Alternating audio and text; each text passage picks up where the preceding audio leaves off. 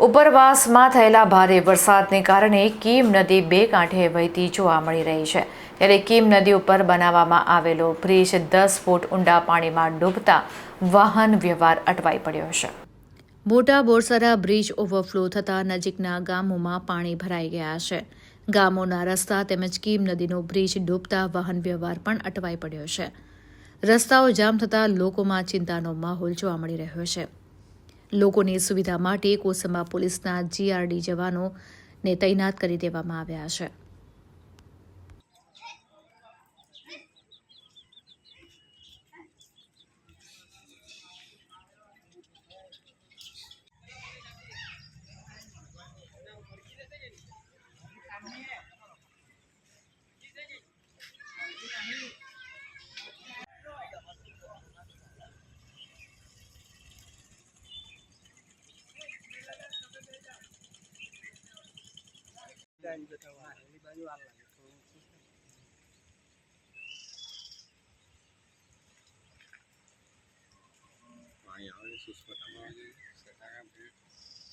આગળનું પાણી આવ્યું લાકડાના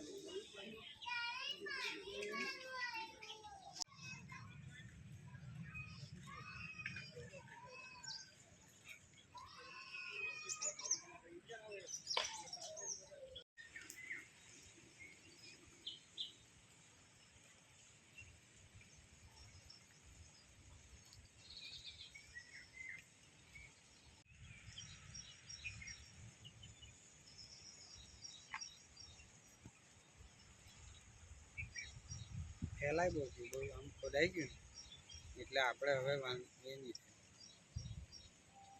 મહેન્દ્રસિંહ અટોદરિયા છે। હું મોટા બોરસરા ગામનો રહેવાસી છું। અમારું ગામ કીમ નદીના કિનારે આવેલું છે। હાલ કીમ નદીમાં લગભગ આગળ 5 વખત પાણી આ સિઝનમાં આવ્યું છે। એના કરતાં આ વખતે થોડું પાણી ઘણું વધારે છે। હવે આ નદી નેત્રંગ તાલુકામાંથી નીકળી વાલિયા, માંગરોળ, ઓલપાડ અને હસોદ તાલુકામાં થઈ દરિયામાં જાય આ પાણી મળે છે। માંગરોળ પાસે આ કીમ નદીમાં બીજી 2 નદીઓના પાણી પણ ભેગા થાય છે, એટલે ક્યારે કેટલું પાણી આવી જાય એનો કોઈ અંદાજ આવતો નથી।